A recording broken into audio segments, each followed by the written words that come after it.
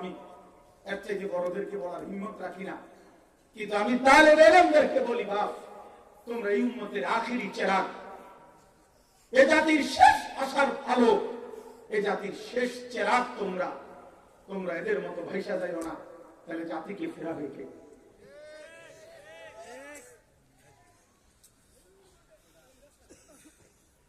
আজ তোমরা মাদ্রাসার ছাত্র, কৌশল কইরা, চুরি কইরা, চালাকি কইরা, বিকাল বেলা গোপনে আড়ালে কোনো না কোনো ভাবে বড় মোবাইল কিছুক্ষণ টিপতে পারা, এটাকে নিজের অনেক বড় ক্রেডিট, বুদ্ধিমত্তা, চালাকি মনে করতেছে।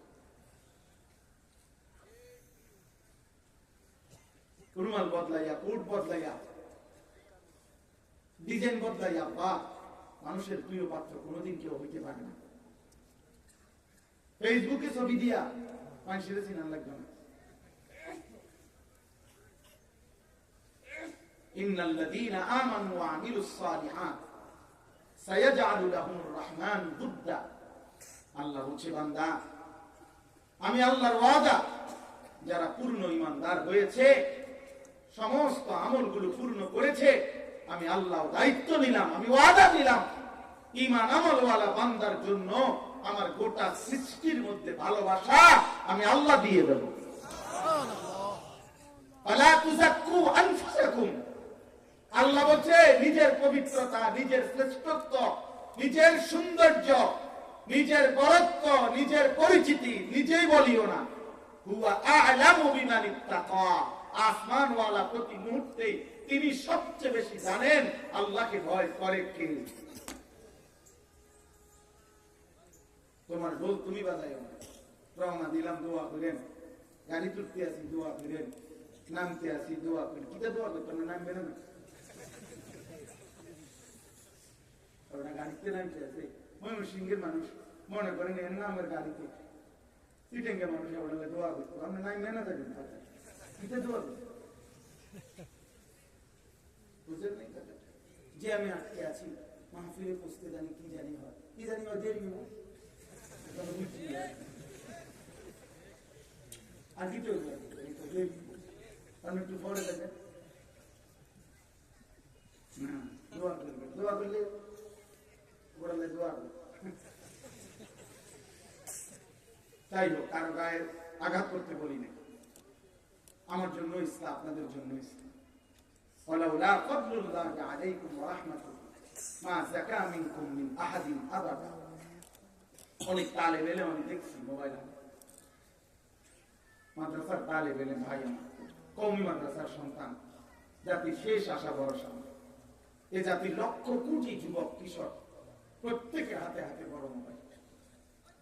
মা বাবা আত্মীয় স্বজন সবাই হাল ছেড়ে দিচ্ছে, সবাই হাল ছেড়ে বাচ্চাটাকে বাচ্চার হাতে তুলে দিচ্ছে, যে আব্বা ধর তোর মোবাইলের হাতে তুলে দিলাম। আগের দিনে তো এমন ছিল, বাবা মা সন্তানকে কোন আল্লাহওয়ালার হাতে তুলে দিত। হুজুর আমি থাকি বা না থাকি, আমার বাচ্চাটার দিকে খেয়াল করেন, আমার বাচ্চাটার একটু দোয়া করেন। আজ বাচ্চাটাকে মোবাইলের হাতে তুলে, উনি জানে, সব জানেন, উনি সব জানেন, সব বসে খামখেয়াল। এই জন্য বলছি আমি, আমার কথা যেটা প্রসঙ্গ ছিল, যে পার্থক্য বিবেচনা, এটা যার মধ্যে নাই সে মানুষ না, জানো। হালাল হারামের পার্থক্য যার মধ্যে নাই, মদও খায়, মধুও খায়, গালিও দেয়, সালামও দেয়, নিজের স্ত্রীকেও দেখে মোবাইলে আর টেলিভিশনের উলঙ্গ নর্তকীও দেখে। হালাল হারামের কোন পার্থক্য নেই। কষ্টে উপার্জিত টাকা এটাও নেই, সুদে কিস্তির টাকাও নেই। ওমা সব মিলাইয়া 10,000, শুধু দোয়া করবেন, সব মিলাইয়া 6 লাখ টাকা মিলাইছি। সামনে সোমবারে ক্লায়েন্ট, কেমনে কেমনে মিলাইছেন? 3 লাখ জমি বেচা আর 3 লাখ এমনি এমনি এমনি এমনি কি তাই জানা করে এমনি এমনি কি সুদে কিস্তিতে। হালাল হারামের পার্থক্য, হালাল হারামের তফাৎ। যুবক ভাই, তুমি মাকেও দেখো, বোনকেও দেখো, আবার মোবাইল উলঙ্গ নারীও দেখো। নওজোয়ান, তোমার হালাল হারামের পার্থক্য।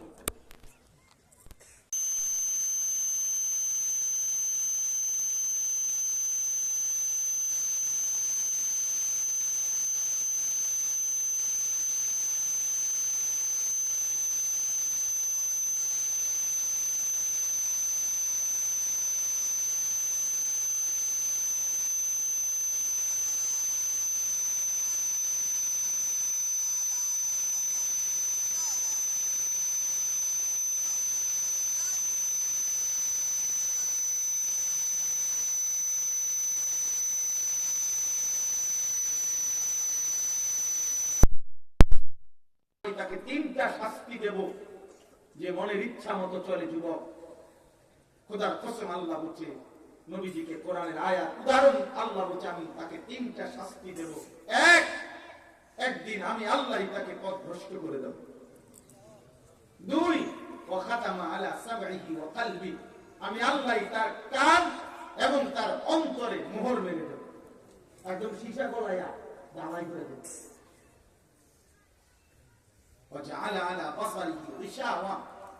আমি তার চোখের সামনে পর্দা ফেলে দেব। বলো আব্বা, আর থাকলো কি? আল্লাহ যার কান বন্ধ করে দিলেন, আল্লাহ যার অন্তর মোহর মেরে দিলেন, আল্লাহ যার চোখের সামনে পর্দা ফেলে দিলেন, আল্লাহ যাকে নিজেই পথভ্রষ্ট করে দিলেন। এবার আল্লাহ নিজেই বলছে, এই আয়াতের আরেক পরের অংশ, এই বন্ধু বলেন না, এরপরে আমি আল্লাহকে বাদ দিয়ে এই নাফরমানকে হেদায়েত দেবে কে? আর 365 দিনে যে কোনদিন ফজরের নামাজ পড়ো নাই যুবক, আল্লাহ যদি আর কোনদিন তোকে না উঠায়, তোর যদি কোনদিন মনে না পড়ে ফজরের নামাজে, আজ 30 বছর ধরে যে নাফরমান সুদ খায়, এই সুদখোর নাফরমান মালিক যদি আর কোনদিন তোমার কলিজার ভিতরে এটা মনেই না করায় যে এটা হারাম, এটা ছেড়ে দেওয়া উচিত, কি হবে? আজ 40 বছর ধরে যে নর্তকী দেখে, নারীর ছবি দেখে, নাচ গান, নাটক, সিনেমার উলঙ্গ দৃশ্য দেখে, আহা চাচা, আর কোনদিন যদি ফিরতে না পারে, আর কোনদিন যদি গুনার এই বদভ্যাস ছাড়তে না পারে, যদি আল্লাহ তৌফিক না দেয়, 60 বছর বয়স এখনো বিড়ি সিগারেট খান, যদি এটা কোনদিন ছাড়তে না পারে, 70 বছর বয়স এখনো কথায় কথায় গালি দেন, এই বদভ্যাস যদি আর ছাড়তে না পারে, বলো যুবক ভাই, নওজোয়ান তোমরা বলো, রাত দিন যারা মোবাইলে অস্থির ছবি দেখো, প্রতিদিন যে 100 নারী উলঙ্গ দেখছো, একজন বিবাহিত স্ত্রী দিয়া তুমি তো তৃপ্তি পাইতাম, তুমি তো সুখ পাইতা না বা, যে তুমি এত উলঙ্গ নারী, এত অশ্লীল ছবি দেখে অভ্যস্ত, তুমি এক নারীতে তো মজা পেতাম না। সেদিন তোমার আফসোস লাগবে যে আমি জীবনভর মোবাইলে কি দেখলাম, আর আমার কপালে দেখতে দেখলো। হ্যাঁ, রসিকতা করো না, তুমি ভাবো, আবার তুমি তামাশা করো না, ভাবো। الزاني لا ينكح إلا زانية أو مشركة والزانية لا ينكحها إلا زان أو مشرك وحرم ذلك على المؤمنين। সূরা নূরের মধ্যে আল্লাহ বলছে, যে যুবক, যে পুরুষ ব্যভিচারী, নারীর সাথে বিবাহ বহির্ভূত হারাম সম্পর্ক, খোদার কসম আল্লাহ ওয়াদা দিয়েছে, ও বিবাহ করতে পারবে না। ও যখনই বিবাহ করবে, তার বিবাহিত স্ত্রী হবে আরেকটা জানিয়া, ব্যভিচারিণী, অসভ্য নারী, আর মুশরিকা অথবা বেঈমান নারী।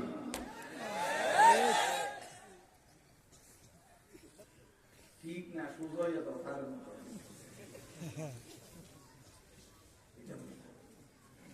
আখলাকের হিফাজত করো, আখলাকের। والزانية لا ينكحها إلا زان أو مشرك। আল্লাহ বলছে, যে নারী ব্যভিচারী, যে নারী চরিত্রহীন, খোদার কসম আল্লাহর ওয়াদা, ওকে বিবাহ করবে না কেউ। যেই বিবাহ করবে, আল্লাহ বলছে সেই পুরুষটা হয়তো আরেকটা জানিন ব্যভিচারী পুরুষ আও মুশরিক অথবা মুশরিক বেঈমান। ওয়া হুররিমা যালিকা আলাল মুমিনিন, আল্লাহ বলে ব্যভিচারী পুরুষ, ব্যভিচারী নারী, বিবাহ বহির্ভূত জিনাকার, আল্লাহ তাআলা বলেন ঈমানদার পুরুষ এবং নারীর জন্য হারাম করে দেওয়া হলো। হুররিমা। দোস্ত আমার, নওজওয়ান আমার, সাথী আমার, বন্ধু আমার কাছে আরবি কিতাব আছে, আদ-দা ওয়াদ দাওয়া, আমার শায়েখের পছন্দের কিতাব। আমার শায়েখ আরিফ বিল্লাহ আল্লামা মুফতি মুশতাকুর নবী কাসিমি, যার ভালোবাসায়, যার আদরে আমি জিন্দেগি চালাইতে চেষ্টা করি, হযরতের হাদিয়া দেওয়া কিতাব। ওই কিতাবে আছে ইমাম শাফিঈ রাহমাতুল্লাহ আলাইহি বলেছেন, আয-যিনা কারজুন, ব্যভিচার, জিনা, বিবাহ বহির্ভূত ছেলে মেয়ের হারাম যত সম্পর্ক হয় সবটাই জিনা। চোখ দিয়ে হারাম ছবি দেখলে চোখের জিনা, কান দিয়ে শুনলে কানের জিনা, জবান দিয়ে কথা বললে জিহ্বার জিনা, হাত দিয়ে ছুঁয়ে দিলে হাতের জিনা, পাও দিয়ে পাশে গেলে পায়ের জিনা, অন্তর দিয়ে হারাম নারী অশ্লীলতার কল্পনা করলে অন্তরের জিনা, লজ্জাস্থান দিয়ে অপকর্ম করলে লজ্জাস্থানের জিনা। আল্লাহ নবী বিশুদ্ধ হাদিসে নবীজি বলছে সবটাই জিনা, সবটাই ব্যভিচার।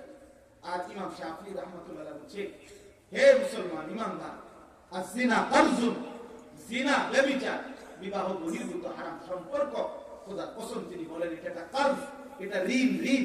এটা যেন তুমি হাওলাত দিলা, হাওলাত ঋণ নিলা, আর হাওলাত সুদ দিতে হয়। কথা বলেন, ঋণ কি করতে হয়? সুদ করতে হয় না। ঋণ মানে হাদিয়া, ঋণ মানে কি? হাওলা। এটা কি করতে হয়? ইমাম শাফিঈ রাহমাতুল্লাহ বলছে যে হে আল্লাহর বান্দা, যদি তওবা না করো আর আল্লাহ যদি মাফ না করে, খোদার কসম দিয়ে তিনি বলছে যে তোমার ফ্যামিলির পরিবারের কাউকে দিয়ে তোমার এই জিনার শোধ দিতে হবে। তোর স্ত্রী তোর অপকর্মের শোধ দিবে, যুবক।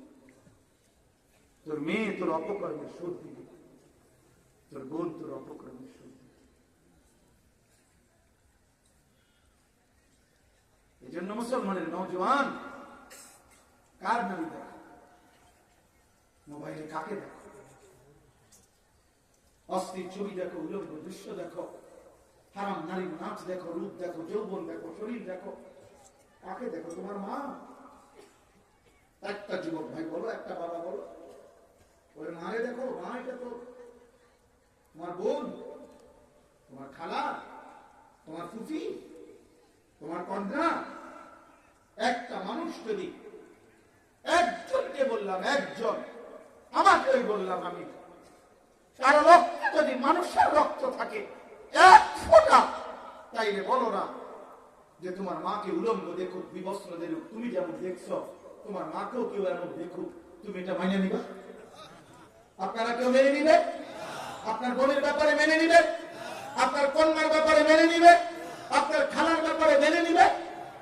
আপনার ফুফির ব্যাপারে মেনে নিবে? আল্লাহ নবী সাল্লাল্লাহু আলাইহি ওয়াসাল্লাম, আমি এটা নিজের থেকে বলি নাই, এটা নবীজির হাদিস, বিশুদ্ধ হাদিস। আল্লাহ নবী সাল্লাল্লাহু আলাইহি ওয়াসাল্লাম এক যুবককে এই কথাটাই বলছিলেন।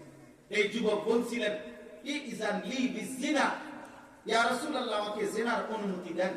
নবীজি বললেন, আফা তুহিব্বুহু লি উম্মিক ওয়া ইবনাতিক ওয়া উখতিক ওয়া খালাতিক ওয়া আম্মাতিক। এই পাঁচটা প্রশ্ন করছে নবী যুবককে। যুবক বলো, তোমার মায়ের সাথে কেউ এটা করুক, বোনের সাথে, কন্যার সাথে, ফুফির সাথে, খালার সাথে, আফা তুহিব্বু, তুমি সেটা পছন্দ করবে? قال لا لا لا لا لا لا। যুবক বলছে, না ইয়া রাসূলুল্লাহ, আমার জান থাকতে আমি এটা মেনে নেব। আল্লাহ নবী সাল্লাল্লাহু আলাইহি ওয়াসাল্লাম তখন বললেন, যুবক, ওয়ালান নাসু লা ইউহিব্বুনাহু লিউম্মাহাতিহিম ওয়া বানাতিহিম ওয়া আখাওয়াতিহিম ওয়া আম্মাতিহিম ওয়া খালাতিহিম। তাহলে শুনে নাও যুবক, কোন মানুষও চায় না তার মায়ের সাথে কেউ জিনা করুক, তার বোনের সাথে কেউ জিনা করুক, তার খালার সাথে কেউ জিনা করুক, তার কন্যার সাথে কেউ জিনা করুক, তার ফুফির সাথে কেউ জিনা করুক। এটা তো অন্য মানুষও চাইবে না। যুবক তখন চোখের পানি ফেলে দিয়ে বলছে, ইয়া রাসূলুল্লাহ, আল্লাহর কসম, আমি হায়াত থাকতে আর কোনোদিন এমন জঘন্য কাজের কল্পনাও করব। আজকের এই রাত গভীরে নওজোয়ান ভাই, যুবক ভাই, আমি সহ আমরা সবাই, নবীজি তখন ওই যুবককে বুকের কাছে আইনা হাত বুলাইয়া তার বুকে নবী সাল্লাল্লাহু আলাইহি ওয়াসাল্লাম ওই যুবককে তিনটা দোয়া করছিলেন। আজকে আমিও, আমাদের এখানে অনেক শ্রদ্ধেয় দুই পাশে আমার মুরব্বী, অনেক শ্রদ্ধেয় ওলামায়ে কেরাম, আমি প্রত্যেকের সাথে ইচ্ছা করি, আমি ভাবছিলাম সবার সাথে আমি মুসাফা করতে চাইলে একটা হুড়াহুড়ি লাগবে, বিড়াবিড়ি লাগবে অনেকের, এই জন্য কারোর সাথে হাত মিলাই না। সকলেই আমার শ্রদ্ধেয়। এই সমস্ত ওলামায়ে কেরামের সামনে রেখে দিল থেকে আমরা নওজোয়ান ভাই তোমাদের কাছে অনুরোধ, তুমি দিল থেকে, হাত উঠাইতে হবে না, তুমি তোমার দিলের থেকে নিয়ত করো যে ইনশাআল্লাহ এত বড় কথা শুনবার পর নবীজি যে আমার মা, আমার বোন, আমার কন্যা, আমার ফুফি, আমার খালা, তার উলঙ্গ ছবি কেউ দেখুক, তার নাজায়েজ ছবি কেউ দেখুক, এটা আমি মেনে নিতে পারি না। এই কথা মনে করে আমি আর দেখবো না। এই নিয়ত করলে নবীজি ওই যুবকের জন্য যে তিনটা দোয়া করছেন, সেই দোয়াটা আমিও করতেছি, আমাদের এই ওলামারাও করবে। তোমরা নিয়ত করলে ইনশাআল্লাহ আশা করি আল্লাহ ওই দোয়ার বরকত, রাসূলুল্লাহ সাল্লাল্লাহু আলাইহি ওয়াসাল্লামের জবানের বরকত তোমাদের উপরও দেবে ইনশাআল্লাহ। নিয়ত করছো তো ভাই? ইনশাআল্লাহ। আল্লাহর নবী তখন ওই যুবককে দোয়া করতে, আল্লাহুম্মা গফির যামবাহু, আল্লাহ এই যুবকের গুনাহগুলো maaf করে দাও। আমিন। ওয়া তাহহির কলবাহু, আল্লাহ এই যুবকের অন্তর পবিত্র করে দেন। ওয়া হাসসিন ফারজাহু, আল্লাহ এই যুবকের লজ্জাস্থানকেও পবিত্র রাখেন। আল্লাহ তোমাদের নওজোয়ান যারা, আল্লাহ তোমাদের গুনাহগুলো maaf করে দেন, আল্লাহ তোমাদের দিল সাফ করে দেন, আল্লাহ তোমাদের লজ্জাস্থানকেও পবিত্র রাখেন। আল্লাহ তৌফিক দান। নিজের হাত নিজের লজ্জাস্থানে নাপাক ব্যবহার করবা না। অশ্লীল ছবি আর নারী দেখে হারাম বীর্যপাত, এত গুনাহ, এ তোমার শেষ করে দিবে। ইমাম মালিক ইবনে আনাস রাহিমাহুল্লাহ তাআলা, তিনি ওনার কলিজার টুকরা শাগরিদ এই ইমাম শাফিঈকে বলছিলেন, ইন্নাল্লাহ কাদ আলকা ফি কলবিকা নূরান ফালা তুতফিহু বিযুলমাতিল মাসিয়া। তিনি বলেছিলেন ইমাম শাফিঈকে, তালিব ওনার ছাত্র, যে আল্লাহ তোমার অন্তরের মধ্যে একটা নূর দিয়েছেন, গুনার অন্ধকার দিয়ে, নাফরমানির অন্ধকার দিয়ে তুমি সেই আলোটাকে নিভাই দিও, নিভাই দিও। আজকের কিশোর, আজকের যুবক, আজকের নওজোয়ান দোস্ত, আমার সাথী, আমরা কেউ, আমার বয়স 45 শুরু হয়েছে, আমরা চলে যাওয়ার পথে, আমাদের চাইতে এখানে বয়স্ক মুরব্বীরা আছে। আমরা তোমাদের যারা 20, 25, 15, 30-এর নিচে আগামী প্রজন্মের সন্তান তোমরা, তোমাদের হাতে আমরা বলে গেলাম, আগামী ইসলাম, আগামী পৃথিবীর জন্য তোমরা আল্লাহর দিকে ফেরো। বলো ইনশাআল্লাহ। 30 বছরের নিচে যাদের বয়স, তারা হাত উঠাও। সবাই না 30 বছরের নিচে। আরে বুড়া মানুষ হাত উঠায় না, আমরা এমনি ভালো মানুষ। তোমার তো বুড়া মানুষ করি।